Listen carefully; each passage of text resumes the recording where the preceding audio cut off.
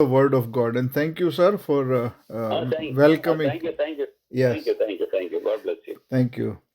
સો આજે આપણે આજની દુનિયામાં આપણે જોઈએ તો આપણે ઘણા બધા કુટુંબો એમાં એક સામાન્ય પ્રોબ્લેમ છે. There is a common problem in families today કે પિતા અને માતાઓ કુટુંબોમાં સાથે રહેતા નથી હોતા.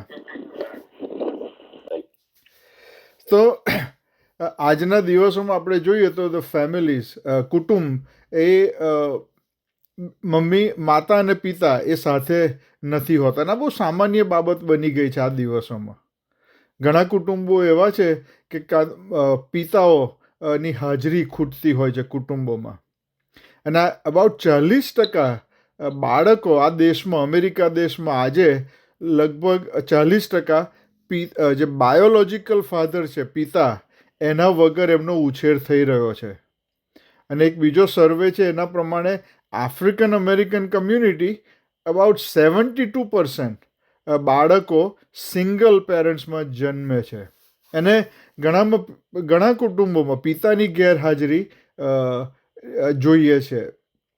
પિતાઓએ કોઈ પણ કારણસર કુટુંબને છોડી દીધો છે અને બાળકોને એમણે છોડી દીધા છે અને આ જવાબદારી લેવા માટે તૈયાર નથી. આજનો સંદેશો એકચ્યુઅલી પિતાઓને માટે ખાસ છે. એકચ્યુઅલી દરેકને લાગુ પડે છે. ખૂબ શિક્ષણ છે, આજે ઊંડું શિક્ષણ છે, પણ અને હું પોતે પિતા છું એટલે મારા માટે સાંભળવો બી અઘરો છે અને બોલવો તો વધારે અઘરો છે.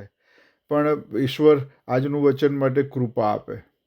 અને ઘણા કુટુંબોમાં આપણે એવું પણ જોઈએ છે કે પિતાની હાજરી હોય છે, પણ એવી હાજરી હોય છે ને કે એના કરતાં તો ના હોય એ વધારે સારું. કારણ કે જે જવાબદારી પિતાની કુટુંબમાં છે તો એ સ્વીકારી નથી હોતી. અને આજે આપણે જોઈએ છે કે આ જે પેઢી છે, જનરેશન, યંગ જનરેશન અને બાળકો, દે આર ગ્રોઈંગ અપ, અને એમાં પિતાની ગેરહાજરીના વાતાવરણમાં બાળકો ઉછરી રહ્યા છે. અને પિતાની જો ગેરહાજરી હોય તો પછી એ કોઈક વ્યક્તિને શોધતા હોય છે કે ફાધર ફિગર, કે પિતાની ખોટ પૂરી કરે એવી વ્યક્તિની શોધમાં પણ હોય છે બાળકો.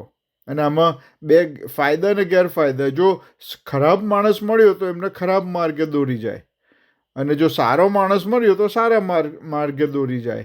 પણ પિતાની ગેરહાજરીમાં આ કોઈ પણ બાબત બની શકતી હોય છે બાળકોના જીવનમાં.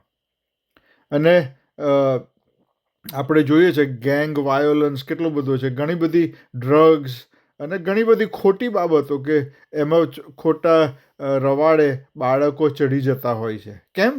કારણ કે પિતાની બે જવાબદારી, પિતાની ગેરહાજરી, પિતાએ જ્યારે કુટુંબને છોડી દે ત્યારે આવી બધી બાબતો બનતી હોય છે. અને પિતાની ગેરહાજરી એ ખરેખર આ બાળકોને જીવનને ખૂબ અસર કરી રહી છે ખોટી રીતે. જ્યારે ઈશ્વરે માણસને બનાવ્યું ત્યારે સૌથી પહેલાં એમણે પુરુષને બનાવ્યો, આદમ. અને હવાને બનાવી એ પહેલાં, એટલે આદમ એકલો જ હતો, બાળકો પણ નહોતા, હવા પણ નહોતી અને બાળકો પણ નહોતા. ત્યારે ઈશ્વરે આદમને બહુ અગત્યની જવાબદારી સોંપી. ઈશ્વરે પોતાના વતી નિભાવવાની જવાબદારી ઈશ્વરે આદમને સોંપી. ઉત્પત્તિનું પુસ્તક 1 અધ્યાય અને 26મી કલમ કહે છે કે અને ઈશ્વરે કહ્યું કે આપણે પોતાના સ્વરૂપ તથા પ્રતિમા પ્રમાણે માણસને બનાવીએ, અને હવે ધ્યાનથી સાંભળજો, સમુદ્રના માછલા પર, આકાશના પક્ષીઓ ઉપર તથા ગ્રામ્ય પશુઓ ઉપર તથા આખી પૃથ્વી ઉપર તથા પૃથ્વી પર પેટે ચાલનારા સઘળા પ્રાણીઓ પર તેઓ અમલ ચલાવે. એટલે અહીંયા ઈશ્વર પુરુષને, આદમને જવાબદારી સોંપે છે કે દરેક વસ્તુ જે પૃથ્વી પર છે તો એની પર તારે અમલ ચલાવવાનો.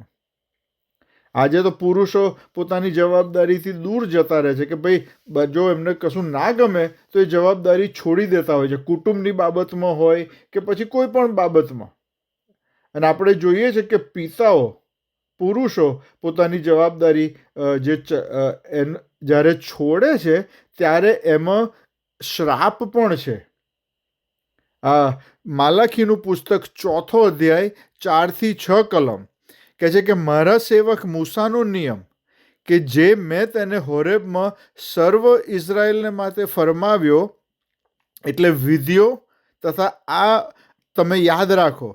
જુઓ, યહોવાનો મહાન ભયંકર દિવસ આવે, એટલે ન્યાયકાળનો દિવસ, તે પહેલાં હું તમારી પાસે એલિયા પ્રબોધકને મોકલી દઈશ, અને તે પિતૃઓના મન પુત્રો તરફ અને પુત્રોના મન પોતાના પિતાઓ તરફ ફેરવશે.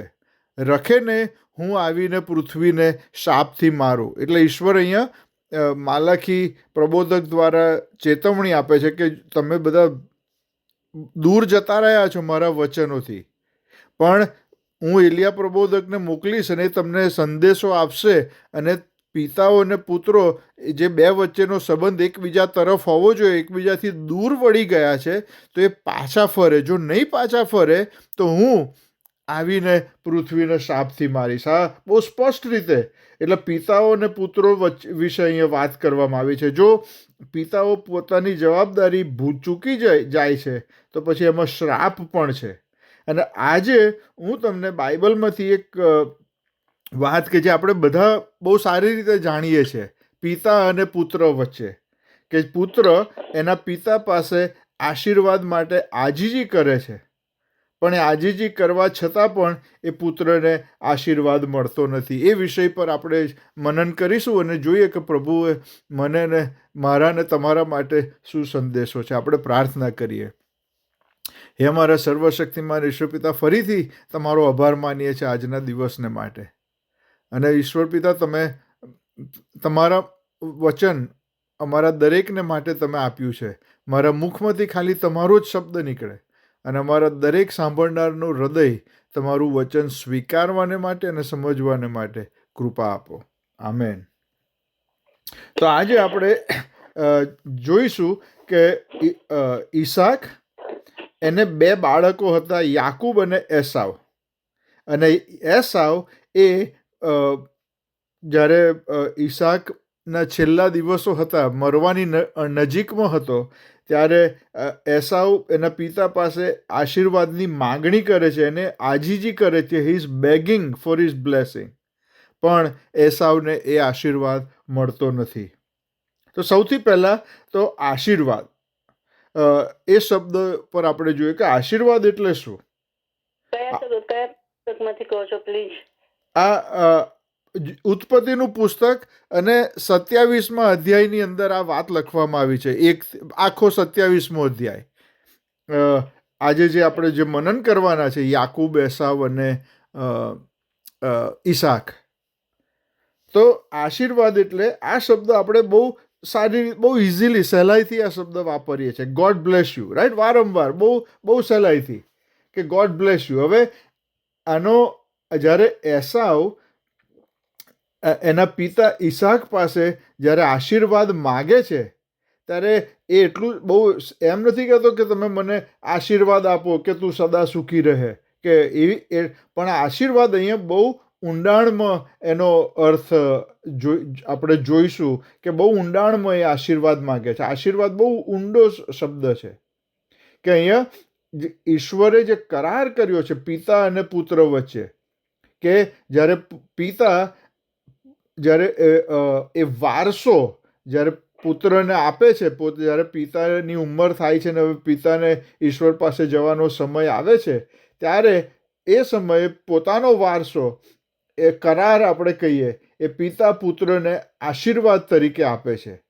અને એ આવનાર પેઢીને માટે જાય છે. એટલે પિતા પુત્રને વારસામાં આશીર્વાદ આપે છે, કે જે પેઢી દર પેઢી પિતા એની જવાબદારી કે એના પુત્રને આપે. હવે let me explain what I mean. પહેલી વાત આપણે કહીએ કે આજના દિવસોમાં કે દરેક મોટા ભાગના કુટુંબોમાં આપણે વસિયતનામું, ધેર ઇઝ અ વિલ, કે આપણે વિલ બનાવતા હોઈએ છીએ. અને વિલ પણ એક જવાબદારી ભરી બાબત છે કે જ્યારે આપણી ગેરહાજરી હોય, આપણે જ્યારે પૃથ્વી ઉપર ના હોઈએ, ત્યારે આ વસિયતનામું શું કહે છે કે મારી પાસે જે વારસો છે, મારી મિલકત હોય, પૈસા હોય, કે દરેક બાબતો જે વારસો છે એ મારી ઈચ્છા પ્રમાણે મારે એની વહેંચણી કરવી છે. તો એ આ વિલમાં કે વસિયતનામામાં લખવામાં આવે છે કે જે હું મારા પછીની પેઢીને એમના માટે મૂકીને જાઉં. હવે જો તમારી પાસે આ વિલ નથી તો એનો મતલબ એવો નથી કે તમે કદી મરી નહીં જાઓ. આપણું મરણ તો આવવાનું જ છે, આપણને ખબર નથી ક્યારે. ઘણા વ્યક્તિઓ પાસે વિલ હોય છે ને ઘણા વ્યક્તિઓ પાસે નથી હોતું. પણ જો વિલ ના હોય વાંધો નહીં, આપણે એટલીસ્ટ જવાબદારી છે પિતાની કે અને મા બાપની કે આવતી પેઢી માટે એ પોતાની પાસે જે પોતાની માલિકીની વસ્તુઓ છે, મિલકત છે, તો એ કેવી રીતે એ વહેંચવા માગે છે આવનાર પેઢી માટે. અમુક લોકોને મેં એવું પણ કહેતા સાંભળ્યું છે કે મારે વિલ નથી બનાવવું કારણ કે એ મને મરણની યાદ આપે છે. વેલ, આપણે એક વસ્તુ યાદ રાખીએ કે મરણ તો બાઇબલમાં ઈશ્વરે આ નક્કી કર્યું છે કે માણસે એક વખત તો મરવાનું છે જ, અને ત્યારબાદ બેમાંથી એક બાબત બનશે, કાં તો આપણો ન્યાય થશે કાં તો આપણને મુગટ મળશે. અને આજે જ્યાં સુધી આપણે જીવીએ છીએ ત્યાં સુધી આપણા હાથમાં છે કે આપણે નક્કી કરવાનું છે કે મને શું મળશે. જો પાપની માફી આપણે ઈશ્વર પાસે માગીશું, પસ્તાવો કરીશું અને આપણે ઈશ્વરની ગમે એવું જીવન જીવીશું, પ્રભુ ઈસુ ખ્રિસ્તને આપણા પ્રભુ તરીકે સ્વીકારીશું, તો આપણો ન્યાય નહીં થાય પણ આપણને મુગટ મળશે. પણ જો આપણે એ નહીં કરીએ તો આપણે ન્યાય થવાનો છે ન્યાયકાળના દિવસે. એટલે અને આપણે એ પણ વાત શું સાચી કે જો આપણી પાસે સારી એવી મિલકત હોય ને આપણી ઈચ્છા હોય કે મારી મિલકત આ પ્રમાણે હું વહેંચું, તો પછી વિલ હોવું જરૂરી છે. જો ના હોય અને આપણે ના બનાવ્યું હોય ને આપણે તો પછી કોર્ટ એ નિર્ણય લેતું હોય છે અને પછી તમારી ઈચ્છા પ્રમાણે કદાચ ના પણ વહેંચાય. એટલા વિલ જે છે, વસિયતનામું, એ આપણો પ્લાન કહેવાય કે આપણી મિલકતની વહેંચણી કેવી રીતે કરવી. આપણે જીવન દરમિયાન આપણે જે પણ વસ્તુ ભેગી કરી હોય તો એના એ વારસો આપણે કેવી રીતે આપવો એના વિશે આ વિલ કહેવાય. અને જ્યારે વિલ વાંચવામાં આવે ત્યારે જે સાંભળતા હોય તો દરેકની કદાચ એ આશા હોય કે કશુંકનું કશુંક તો એમના માટે હોય કે તમે કશુંક જે તમે કોઈકના માટે કશુંનું કશું તો રાખ્યું હોય. જે અગત્યની બાબત છે કે જે તમારું છે એ તમારે આગળ વહેંચવાનું છે. હવે એસાવની પાસે આપણે હવે એસાવ તરફ આવીએ તો એસાવે જોયું કે આશીર્વાદ એના પિતા પાસે છે આપવા માટે, પણ યાકૂબ એના પિતાને અને એસાવને છેતરે છે, બનાવી જાય છે. ધી ટ્રિક્ડ. યાકૂબે ઈસાક અને એસાવને છેતરે છે, એને બનાવી જાય છે. હવે યાકૂબને બધો જ વારસો પોતે જોઈતો હતો, પણ ઈશ્વરના નિયમ પ્રમાણે, ઈશ્વરની યોજના પ્રમાણે કે જે બાબત છે કે આ વારસો એ આવતી પેઢીને જે જ્યેષ્ઠ પુત્ર હોય તો એને સોંપવામાં આવે એવી આ સમયની વ્યવસ્થા હતી. એટલે અને એસાવ સૌ મોટો દીકરો હતો, માટે એસાવનો હક હતો આ વારસા પર. એ આપણે બાઇબલના આધારે આપણે જોઈએ છે. હલો, તમે સાંભળી શકો છો ને કે લાઈનમાં બધા છે, right? Good. Thank you. So thank you. Yes. તો થેન્ક યુ. હવે આ ઈશ્વરનો જો નિયમ આપણે જાણવો હોય તો આપણે બાઇબલ વાંચવું જરૂરી છે, રાઈટ? હવે તમે એક વસ્તુ તમારું ધ્યાન દોરવા માગું છું કે જો આપણે બાઇબલ વાંચીએ છીએ તો બાઇબલમાં ઘણી જગ્યાએ શું લખ્યું છે? ઈશ્વર શું કહે છે કે હું ઇબ્રાહિમ, ઈસાક અને યાકૂબનો દેવ છું. પણ કોઈ પણ જગ્યાએ બાઇબલમાં એવું નથી લખ્યું કે હું સારા, રબેકા અને રાહેલનો દેવ છું. હવે આનું કારણ એ નથી કે ઈશ્વરને સ્ત્રી પ્રત્યે માન નથી કે સ્ત્રીને જવાબદારી નથી, એવું નથી. પણ ઈશ્વરે વારસો જે આપવાનો એ જવાબદારી પુરુષને સોંપી છે, પિતાને જવાબદારી સોંપી છે. એટલે ઈશ્વરે સ્ત્રીઓને બહુ અજાયબ રીતે વાપરે, અને સ્ત્રીઓ વગર પુરુષનું કશું કામ નહીં, કશું ચાલે નહીં, એ બહુ સાચી બાબત છે. પણ પુરુષને પણ ઈશ્વરે જવાબદારી સોંપી છે, અને એ જવાબદારી પ્રમાણે પુરુષની જવાબદારી છે કે પોતાના બાળકને આવતા પેઢીમાં એનો વારસો આપે. હવે આપણે દરેક મા બાપની ઈચ્છા હોય કે આપણા બાળકો આપણા કરતાં વધારે સારા થાય. આપણી બાળકોને આપણે ભણાવીએ છીએ કેમ? સારું શિક્ષણ એટલા માટે આપીએ છીએ કે આપણે જે સ્ટ્રગલ્સ કરી, તો એવી સ્ટ્રગલ આપણા બાળકોને કરવી ના પડે, અને આપણા બાળકોને આપણે આપણા કરતાં વધારે સારું આપણે આપીએ છીએ. દરેક મા બાપની આવી ઈચ્છા હોય છે. અહીંયા પ્રોબ્લેમ શું છે કે આપણે લોકો દુનિયાવી બાબતોને વધારે મહત્ત્વ આપીએ છીએ. આપણે મોટા ભાગે પૈસાની બાબત, કે પછી કપડાની બાબત, કે ઘર, કે કાર, કે પછી જે દુનિયાવી બાબતો છે એ આપણે એની પર આપણું ધ્યાન એટલું બધું આપણે મૂકતા હોઈએ છીએ. અને આમાં હું પોતે ગિલ્ટી છું. જો કે હવે હું મારા બાળકોને હવે અત્યારે તો હું ઈશ્વરનું શિક્ષણ આપું છું, યસ, પણ સમય હતો કે જ્યારે જેવો પિતા મારે બનવું જોઈએ એવી રીતે હું એમાં નિષ્ફળ ગયો. પણ હું ઈશ્વરનો ખૂબ આભાર માનું છું કે હું ને મારી પત્ની બંને આજે ઈશ્વરના માર્ગમાં અમારા બાળકોને ઉછેરીએ છીએ, અને ઈશ્વરની સ્તુતિ થાવ. પણ આપણે મોટાભાગના લોકો પોતાનું ધ્યાન ભૌતિક બાબતોમાં, દુનિયાવી બાબતોમાં એટલું બધું હોય છે કે આપણે ઈશ્વરની બાબતો આપણા બાળકોને આપવાનું ચૂકી જતા હોઈએ છીએ. જ્યારે બાઇબલની અંદર આપણે આશીર્વાદો બાઇબલના આધારે જોઈએ તો એ ખાલી દુનિયાવી બાબતો જ નહીં, પણ દૈવી આશીર્વાદો, કે ઈશ્વરની હાજરી, દૈવી બાપ એ આવનાર પેઢીને માટે આપણે આપીએ છીએ કે ઈશ્વરની સાથે તમે સંબંધમાં રહો, ઈશ્વરને તમે પહેલું સ્થાન આપો, ઈશ્વરની આજ્ઞામાં રહો. એ આપણો ખરો વારસો આપણે આપણા બાળકોને આપવો જોઈએ. અને આપણે જોઈએ છે બાઇબલમાં કે અહીંયા પણ એ ઈશ્વરના વચન, ઈશ્વરની હાજરી આપણે આપણા બાળકોને આપવાની બાબત આપણે બાઇબલમાં જોઈએ છે. અને આજની જે વાત છે એ ઉત્પત્તિનું પુસ્તક અને 27મા અધ્યાયમાં આ વાત આપણે જોઈએ છે. યાકૂબ નાનો હતો, એસાવ મોટો દીકરો હતો, એટલે એસાવનો હક હતો જ્યેષ્ઠપણાનો. પણ યાકૂબને હવે એ બે વચ્ચે અંતર પણ કે એ જોડિયા બાળકો હતા, એટલે કે એટલે થોડા સમયનો જ ફરક હતો. કોણ પહેલું આવ્યું ને કોણ બીજું આવ્યું, એ બધી બે એક રીતે તો એક સાથે જ જન્મ્યા હતા. પણ યાકૂબને બધા આશીર્વાદો જોઈએ છે. ને હવે યાકૂબ શું કરે છે કે એની માં રબેકા એની સાથે બેસીને પ્લાન બનાવે છે. એસાવ એ શૂરવીર યોદ્ધો હતો, એના પિતાનો ફેવરિટ હતો, એ શિકારી હતો. જ્યારે યાકૂબ એ એસાવથી ઊંધો હતો, અને રબેકા યાકૂબને ખૂબ પ્રેમ કરતી હતી. એ યાકૂબ જે હતો એને ખાવાનું બનાવવાનું શોખ હતો. આપણે ઉત્પત્તિ 27માં બધું આના વિશે લખવામાં આવ્યું છે.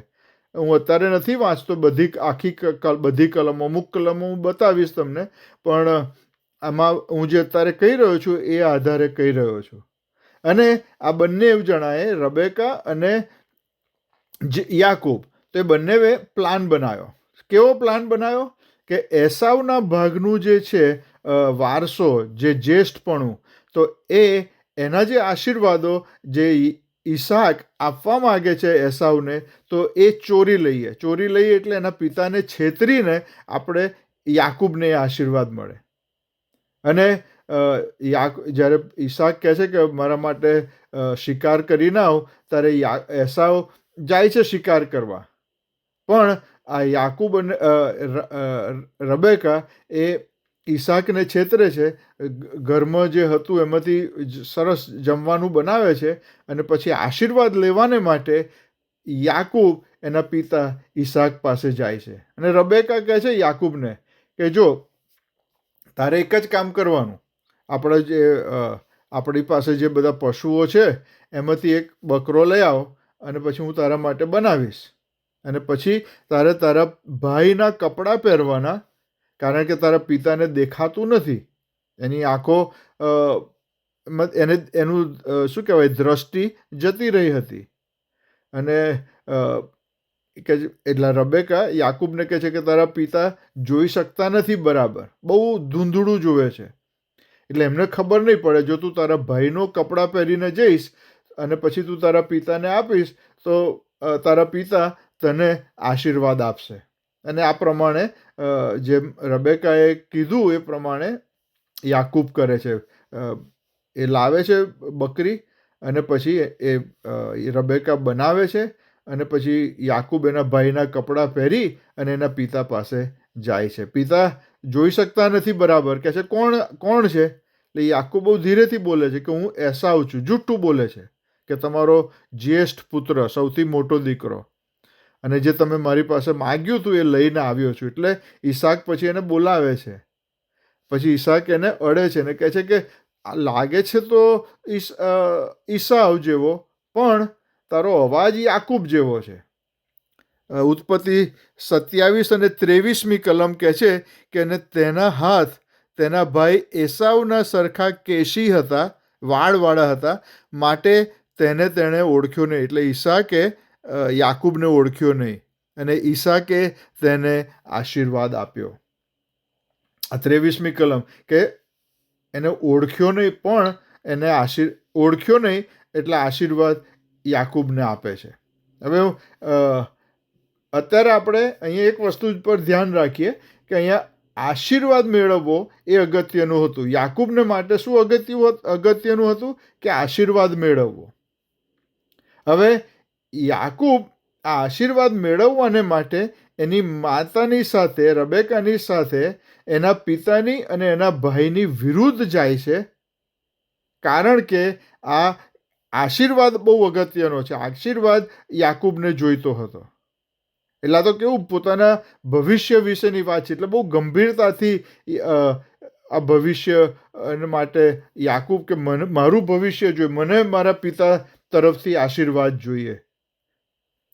હવે આમાં એક સવાલ થાય, આપણે આ જાણીએ છીએ. હવે આમાં એક સવાલ થાય ઓબ્વિયસલી કે યાકૂબ ખોટો છે અને રબેકા પણ ખોટી છે. એ આપણે સ્વાભાવિક છે, કારણ કે એ લોકોએ ઈસાકને અને એસાવને છેતરે છે. એટલે આ બેઉ ખોટા છે આપણે જાણીએ છીએ. તો પછી સવાલ એ થાય કે આખા બાઇબલમાં ઈશ્વર યાકૂબને કેમ પસંદ કરે છે, એસાવને કેમ નહીં?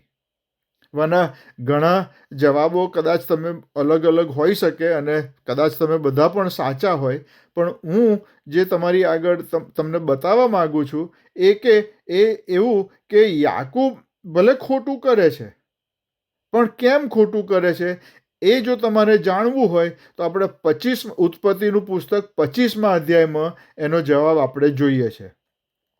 આપણે ઉત્પત્તિ 25 27થી 34મી કલમ. અને તે છોકરા મોટા થયા. કોણ દીકરા? આ બે દીકરાઓ, યાકૂબ અને એસાવ. અને તે છોકરા મોટા થયા, અને એસાવ ચતુર શિકારી તથા જંગલમાં ફરનાર માણસ હતો, પણ યાકૂબ સુવાળો માણસ અને માંડવાઓમાં રહેનાર હતો.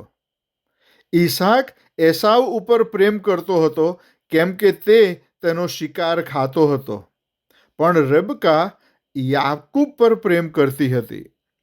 હવે યાકૂબે શાક રાંધ્યું હતું, એવામાં એસાવ ખેતરમાંથી આવ્યો અને તે થાકેલો હતો. અને એસાવે વિનંતી કરીને યાકૂબને કહ્યું કે પેલા લાલ શાકમાંથી મને ખાવાને આપ, કેમ કે હું નિર્ગત થઈ ગયો છું. માટે તેનું નામ અદોમ કહેવાયું. અને યાકૂબે કહ્યું કે આજે તું તારું જ્યેષ્ઠપણું મને વેચાતું આપ. ફરીથી આ બહુ અગત્યની બાબત છે. 31મી કલમ. અને યાકૂબે કહ્યું કે આજે તું તારું જ્યેષ્ઠપણું મને વેચાતું આપ, અને એ જ્યેષ્ઠપણું મારા શા કામમાં આવવાનું છે? આ એસાવ કહે છે. અને યાકૂબે કહ્યું કે આજે મારી આગળ સમખા, અને પોતાનું જ્યેષ્ઠપણું યાકૂબને વેચી દીધું.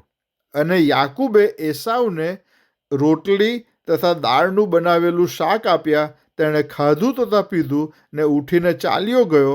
એમ એસાવે પોતાનું જ્યેષ્ઠપણું હલકું ગણ્યું.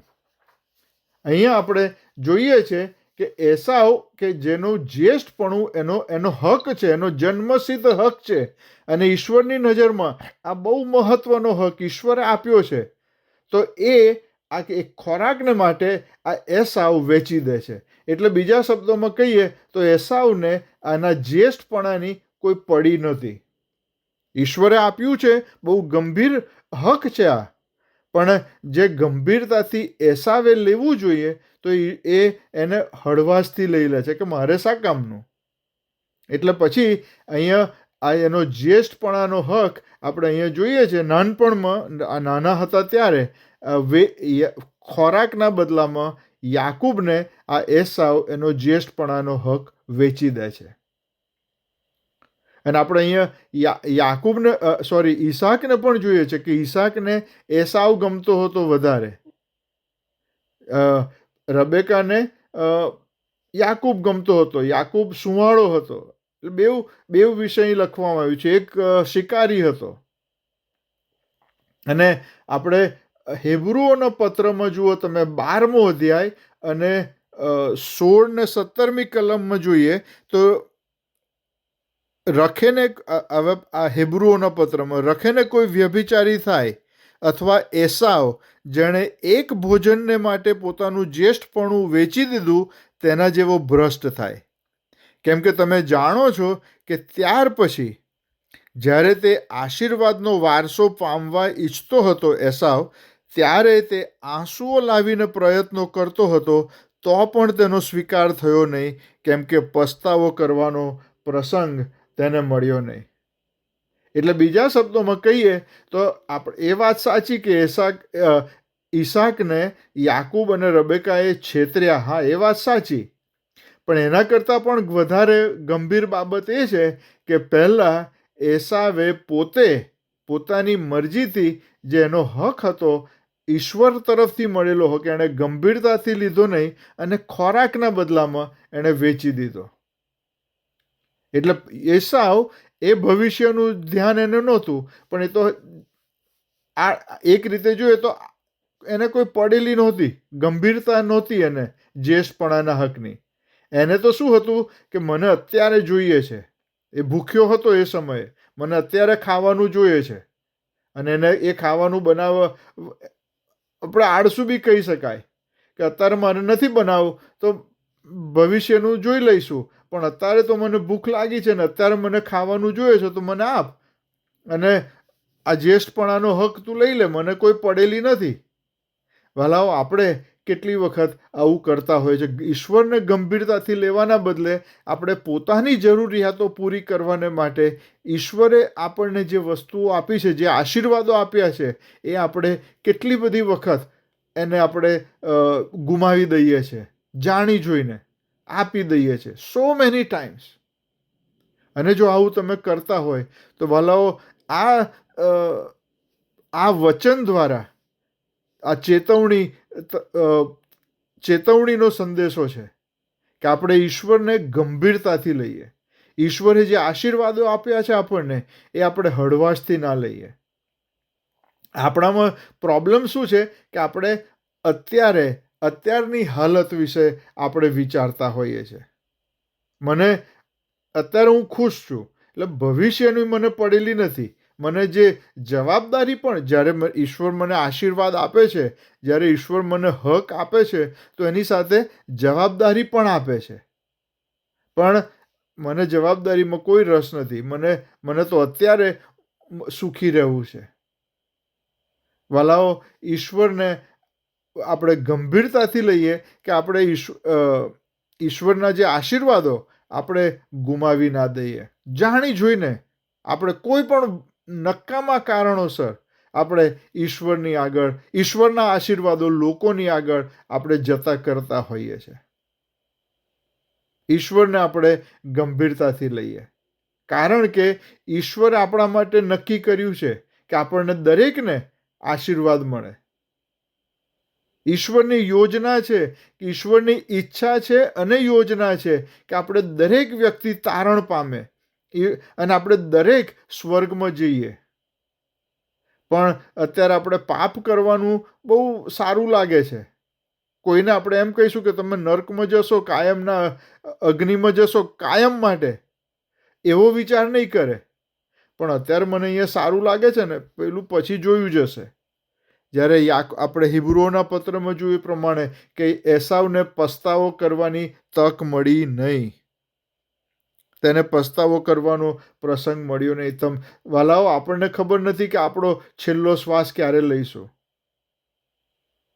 પણ આપણને જે આશીર્વાદો ઈશ્વરે આપ્યા છે એ આપણે ગંભીરતાથી લઈએ, અને ખાસ તો પિતા તરીકે આપણે એ આશીર્વાદો આપણા બાળકોને વારસામાં ઈશ્વરના આશીર્વાદોને આપીએ, આગળ જોઈને કે જે આપણા મા બાપે આપણને આશીર્વાદો આપ્યા છે, એ જ આશીર્વાદો આપણે ઈશ્વરના નામમાં, ઈશ્વરના આશીર્વાદો પોતાના બાળકોને પણ આપીએ. એના પુરુષો માટે આ ખાસ પડકારની બાબત છે. પિતા તરીકે બહુ ગંભીર જવાબદારી ઈશ્વરે આપણને સોંપી છે કે આપણે ઈશ્વરની દોરવણીમાં, ઈશ્વરના વચનોમાં આપણે આપણા બાળકોને ઉછેરીએ. આપણી બાળકો પાસે પૈસા નહીં હોય તો ચાલશે, લક્ઝરી નહીં હોય તો ચાલશે. ઈશ્વર બધી જરૂરિયાતો આપણને જરૂર છે એના કરતાં વધારે, અને આપણને ખબર પણ નથી પડતી કેવી રીતે, પણ ઈશ્વર આપણને બધું જ પૂરું પાડે છે. તો પછી આપણે શું કામ ચિંતા કરતા હોઈએ છીએ? આપણે પિતાઓ તરીકે આપણે ખૂબ ચિંતા કરતા હોઈએ છીએ, ખોટી ચિંતાઓ કે જે આપણે ના કરવી જોઈએ. પણ સૌથી પહેલું કામ, આપણે ઈશ્વરના નામમાં ઈશ્વર માટે ઊભા રહેવાની જરૂર છે. ઈશ્વરના રાજ્ય માટે આપણે ઊભા રહેવાની જરૂર છે. આજે જોઈએ છે કે ઘણા બધા પિતાઓ, પુરુષો હાલની જ ચિંતા કરતા હોય છે, અને પોતાની શક્તિમાં, પોતાની બુદ્ધિમાં આપણે બધું આગળ કામ કરવા માગતા હોઈએ છીએ. આપણે ઈશ્વરને ભૂલી જઈએ છીએ. આપણે ઈશ્વર પાસે જતા નથી કે ઈશ્વર, મને તમે દોરવણી આપો, મને માર્ગદર્શન આપો કે મારે શું કરવું જોઈએ, હું કેવી રીતે આગળ વધું, મારા બાળકોને હું કેવી રીતે શિક્ષણ આપું. આપણે એ કરવાને બદલે આપણે શું કરતા હોય છે કે હું કેટલા પૈસા કમાઉં, હું કેટલા ઘર બાય કરું, હું કેટલી ગાડીઓ લાવું, પોતાની બુદ્ધિ પ્રમાણે. ઈશ્વર પાસે નથી જતા. પણ આપણે જે જવાબદારી ઈશ્વરે આપી છે એ પ્રત્યે આપણે બેદરકાર રહીએ છીએ, અને જે નહીં કરવાનું, ઈશ્વર આપણને ચેતવણી આપતા હોય છે વારંવાર, જે નહીં કરવાની બાબતો આપણે કરતા હોઈએ છીએ. અને આના કારણે ઈશ્વર જે આપણને આશીર્વાદો આપવા માગે છે, ઈશ્વરે જે આશીર્વાદો આપણા માટે રાખ્યા છે, એ આપણે ગુમાવી દઈએ છીએ પોતાની બેદરકારીના કારણે. આપણે વી અબેન્ડન ધ બ્લેસિંગ્સ, આપણે જવા દેતા હોઈએ છીએ. ઈશ્વર આપણને કહે છે કે આ પૃથ્વી પરનું આપણું જીવન છે એ તો જે અનંતકાળ છે એની સરખામણીમાં એક ધુમાડા જેવું છે. આઈ થિંક આપણે ગયા શુક્રવારે જોયું હતું કે એક ધુમાડો કેવો, એટલો એક સેકન્ડમાં આવીને જતો પણ રહે. તો આખી પૃથ્વી પર આપણે જે 80, 90, 100, એ ગમે તેટલી ઉંમર હોય આપણી, પણ અનંતકાળની સરખામણીમાં એ કશું જ નથી. અને એ જે એકદમ કશું જ નથી, વિસાત વગરનું, એની પાછળ આપણે કેટલી બધી દોટ મૂકીએ છીએ, કેટલી બધી મહેનત મજૂરી કરતા હોઈએ છીએ, કેટલું પ્રાથમિકતા આપતા હોઈએ છીએ દુનિયાવી બાબતો માટે, કે જે ઈશ્વરની બાબતો છે એને આપણે ભૂલી જઈએ છીએ, કાં તો જાણીએ છીએ છતાં આપણે ઈશ્વરની બાબતોથી દૂર રહીએ છીએ. જ્યારે મુશ્કેલી આવે ત્યારે આપણે પહેલાં ઈશ્વર પાસે જઈએ છીએ કે પહેલાં આપણે પોતાની મહેનતમાં, પોતાની બુદ્ધિ પ્રમાણે આપણે મહેનત કરતા હોઈએ છીએ મુશ્કેલીમાંથી બહાર નીકળવા. એસાવ ભૂખ્યો હતો, તે સમયે એને મને અત્યારે જ ખાવાનું જોઈએ, તે સમયે એસાવે નિર્ણય કર્યો, એ ઘડી માટે, ભવિષ્યને માટે નહીં. અને પછી એનો ભાઈ યાકૂબ એનો લાભ લે છે, કારણ કે યાકૂબને ખબર હતી કે ઈશ્વરના આશીર્વાદો એ વધારે મહત્વના છે. અને જ્યારે આપણે ખોટા નિર્ણયો લઈએ છીએ જાણી જોઈને, ત્યારે ઈશ્વર પછી આપણને દખલ કરતા નથી. ઈશ્વર આપણને સ્વતંત્રતા આપતા હોય છે. ઈશ્વર આપણને કોઈ પણ બાબતમાં બળજબરી કરતા નથી. અને જ્યારે આપણે ખોટા નિર્ણયો લઈએ છીએ, જેમ એસાવે ખોટો નિર્ણય લીધો, ત્યારે પછી એણે છેલ્લે અંતમાં યાકૂબ પાસે આજીજી કરવી પડે છે. ઉત્પત્તિ 27 અને 38મી કલમ કહે છે કે, અને એસાવે પોતાના પિતાને કહ્યું, આ છેલ્લા સમયની વાત છે, કે મારા પિતા, શું તમારી પાસે કેવળ એક જ આશીર્વાદ છે? મારા પિતા, મને પણ આશીર્વાદ આપો. અને એસાવ પોક મૂકીને રડ્યો. એસાવ અહીંયા રડે છે પોક મૂકીને.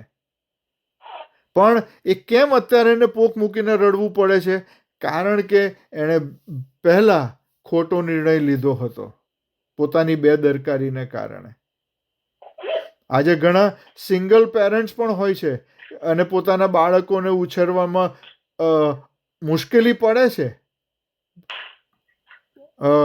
ત્યારે આપણે ખાસ યાદ રાખીએ કે જવાબદારી છે મારા માથે. યસ, બે વ્યક્તિની, માતા અને પિતાની જરૂર હોય છે કુટુંબમાં, પણ ઘણા કુટુંબો તૂટી ગયા હોય છે કોઈ પણ કારણોસર.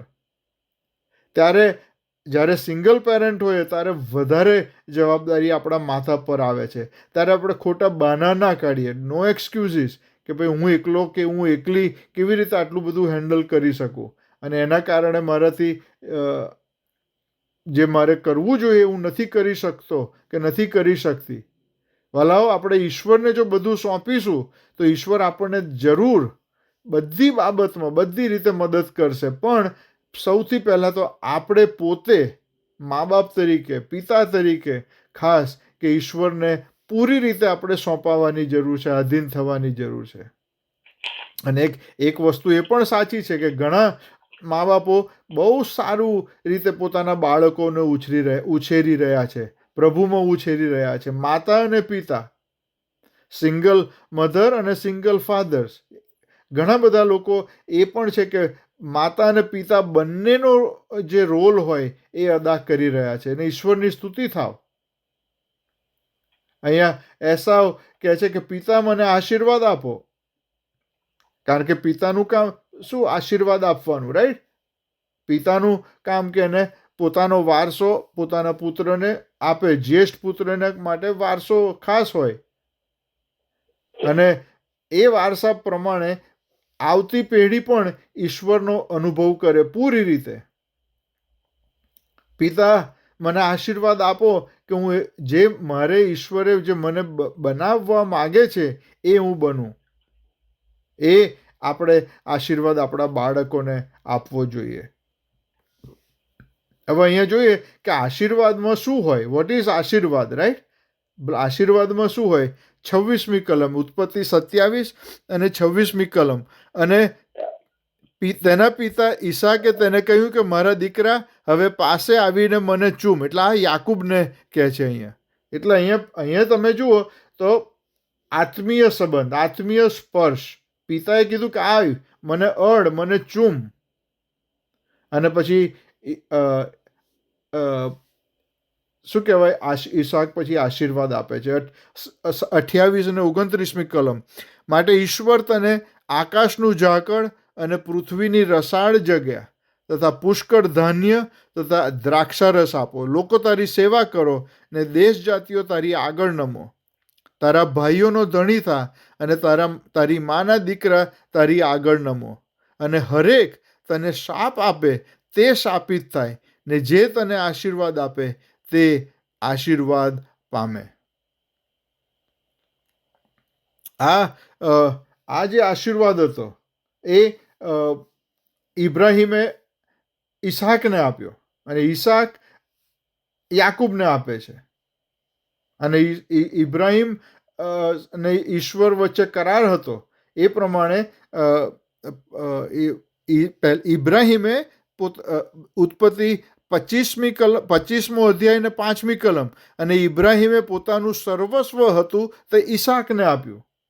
અને હવે જ્યારે ઈસાકનો સમય થાય છે દુનિયા છોડીને જવાનો, ત્યારે ઈસાક આ યાકૂબને આ આશીર્વાદ આપે છે.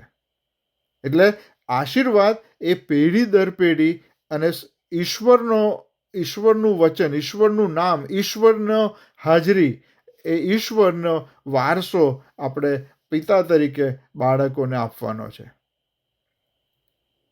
આ એસાવનો હક હતો, પણ એસાવે પોતે હાથે કરીને એનો જ્યેષ્ઠપણાનો જે હક હતો એણે યાકૂબને વેચી દીધો હતો. અને આપણે જાણીએ છીએ કે ભવિષ્યનો વારસો આ તો ઈશ્વર તરફથી આશીર્વાદ છે. એટલે ઈશ્વર જ્યારે આપણને આશીર્વાદ આપે, ઈશ્વર જ્યારે વચન આપે, ઈશ્વર આપણી સાથે કરાર કરે, ત્યારે ઈશ્વર બધું જ આપણને એના આશીર્વાદમાં કોઈ જાતની કમી નહીં, એ શ્રેષ્ઠ જ વસ્તુ આપણને આપે છે. અને અહીંયા મેં આજે કલમ વાંચી 27મો અધ્યાયને, એ જે આશીર્વાદ 28 ને 29મી કલમ હું ફરી વાંચીશ અને ધ્યાનથી તમે સાંભળજો. અહીંયા ઈસાક શું કહે છે યાકૂબને કે ઈશ્વર તને આકાશનું ઝાકળ આપો, પૃથ્વીની રસાળ જગ્યા, પુષ્કળ ધાન્ય અને એ દ્રાક્ષરસ આપો. એટલે બીજા શબ્દોમાં ઈશ્વર તને આપો.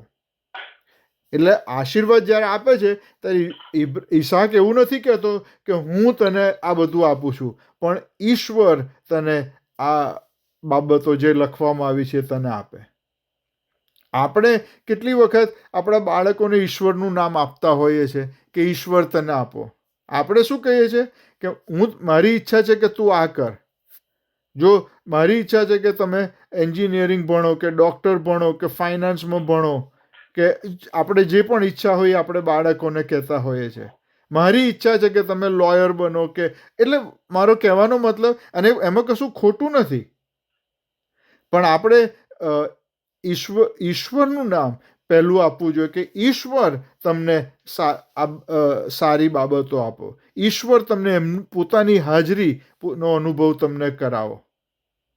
એટલે હું તમને આપું છું એમ નહીં, પણ ઈશ્વર તમને આપે. અને મારી ઈચ્છા છે કે તમે આમ કરો એમ નહીં, પણ ઈશ્વરની ઈચ્છા પ્રમાણે તમને મળે. એટલે ઈશ્વરને આપણે પ્રથમ રાખવા જોઈએ. જ્યારે આપણે અહીંયા જોયું એમ કે ઈશ્વર, ઈશ્વર અને ઈશ્વર. મારી ઈચ્છા, ઈસાક કહે છે કે હું ઈશ્વર તને આપો, મારી ઈચ્છા છે કે ઈશ્વર તને આપે, ઈશ્વર તને કોઈ બાબતની ખોટ પડે નહીં. અને કેટલું સખત કે દેશ જાતિઓ તારી આગળ નમો, ને તારા ભાઈઓનો ધણી થા, ને તારી માના દીકરા તારી આગળ નમો, અને જે તને શાપ આપે છે તે શાપિત થાય. અને આ તો ઈશ્વર તરફથી શાપ, કે જે વ્યક્તિ તમને શાપ આપશે તો ઈશ્વર એમને શાપિત કરશે.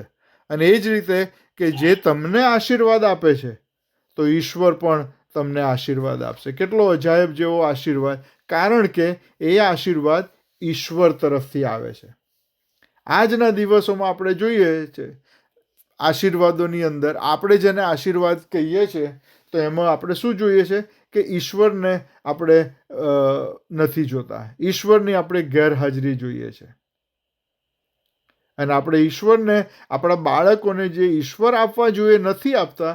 અને એ બહુ મોટો ભાગ ભજવે છે આજની પેઢીમાં કે બાળકો કેમ જે આશીર્વાદો ઈશ્વર આપવા માગે છે એમાં કેમ નથી જીવતા. લોકો કેમ ખોટી બાબતો પર બાળકો ચડી જાય છે. બાળકો મા બાપની સામું કેમ બોલતા હોય છે. મા બાપોની આજ્ઞામાં રહેવું જોઈએ, ઈશ્વરનું વચન છે, તો એના બદલે ઊંધું કે મા બાપો બાળકોની આજ્ઞામાં રહેવું પડતું હોય છે. કેમ? કારણ કે આપણે મા બાપ તરીકે બાળકોને ઈશ્વર આપવામાં નિષ્ફળ જતા હોઈએ છીએ. એટલે પિતાઓને ખાસ જવાબદારી ઈશ્વરે સોંપી છે, અને એ કે આપણે બાળકોને સૌથી પહેલાં ઈશ્વરનું નામ આપીએ. દુનિયાવી બાબતો નહીં, દુનિયાવી બાબતો ઓફકોર્સ જરૂર આપીએ. આપણે બાળકો પર પ્રેમ કરીએ છીએ અને એમની જરૂરિયાતની બધી જ વસ્તુ આપણે પૂરી પાડવાની, પણ પહેલાં આપણે ઈશ્વરનું નામ તેમના જીવનમાં આપણે આપીએ. કારણ કે ઈશ્વર જ સાચા આશીર્વાદો બાળકોના જીવનમાં લાવતા હોઈએ છે. દુનિયાવી બાબતો તો આજે છે ને કાલે જતી રહેશે, પણ ઈશ્વરનું નામ સદાકાળ રહેશે. ઈશ્વરનું નામ કદી જતું રહેશે નહીં. એટલે જ્યારે આપણે વસિયતનામું કરીએ કે આપણે આપણા બાળકો માટે જ્યારે વિલ બનાવીએ, ત્યારે આપણે આ યાદ રાખીએ કે મારા બાળકોને હું શું આપું છું, દુનિયાવી વસ્તુ આપું છું કે ઈશ્વરનું નામ આપું છું. આપણે યહૂદી કુટુંબમાં જોઈએ તમે બાઇબલના સમયોમાં, ત્યારે પિતા જ્યારે બાળકને આપે, આશીર્વાદ આપે પુત્રને, ત્યારે ઈશ્વરના નામ, ઈશ્વરની હાજરી, ઈશ્વરનું નામ આપતા હતા. આપણે જોઈએ છે બાઇબલમાં ઘણી જગ્યાએ, અને મૂસાના નિયમશાસ્ત્રમાં ખાસ લખ્યું છે, નિયમો આપ્યા છે કે કોને જે જ્યેષ્ઠ પુત્ર હોય તો એને એક ભાગ વધારે મળે બીજા પુત્રો કરતાં. જ્યેષ્ઠપણું બહુ અગત્યનું છે, એનું મહત્વ છે બાઇબલમાં. પણ સૌથી અગત્યની બાબત કે મા બાપ તરીકે આપણે આપણા બાળકોને શું વારસો આપીએ છીએ. દુનિયાવી બાબતો આપીએ છીએ કે ઈશ્વરનું વચન આપીએ છીએ, ઈશ્વરના કરાર આપણે આપીએ છીએ, ઈશ્વરની હાજરી એમને યાદ કરાવીએ છીએ. મારી પ્રાર્થના છે કે આપણે જો આપણા બાળકોને ઈશ્વર હજી નથી આપ્યા તો ચિંતા કરશો નહીં. બહુ મોડું થઈ ગયું નથી, કારણ કે હજી આપણામાં જીવન છે. પણ હવે આપણે સુધરીએ અને આપણે પોતે આપણા બાળકોના જીવનમાં ઈશ્વરને નામ આપણે આપીએ, એમને ઈશ્વરની હાજરીનો અનુભવ પહેલાં કરાવીએ. આજના જુવાનોમાં ઈશ્વરના આશીર્વાદોની ખોટ કેમ છે? કારણ કે મા બાપો તરીકે આપણે નિષ્ફળ જતા હોઈએ છીએ ઘણી વખતે. એમના જીવનમાં પિતાની ગેરહાજરી હોય છે, પિતાએ જે કામ કરવું જોઈએ, પિતાની જે અસર હોવી જોઈએ નથી હોતી, અને આના કારણે બાળકો દિશા વગરની જિંદગી જીવતા હોય છે, મદદ વગરના, લાચારીમાં, આશીર્વાદ વગરના, આશા વગરના જીવન જીવતા હોય છે બાળકો. અને એના માટે સૌથી જરૂરી છે ઈશ્વરનું વચન. અને પિતા એ કુટુંબનું શિર છે. જેમ ઈશ્વર મંડળીનું શિર છે, એમ ઈશ્વરે પિતાને જવાબદારી સોંપી છે કુટુંબના વડા તરીકે, કે પિતાની ખાસ જવાબદારી કે આપણા બાળકોને આપણે ઈશ્વરનું નામ આપીએ. વાલાઓ, ફરીથી છેલ્લી વાર એક વાત કહીને બંધ કરીશ કે આપણે ઈશ્વરનું નામ પોતાના જીવનમાં જો હશે તો જ આપણે આપણા બાળકોને આપી શકીશું.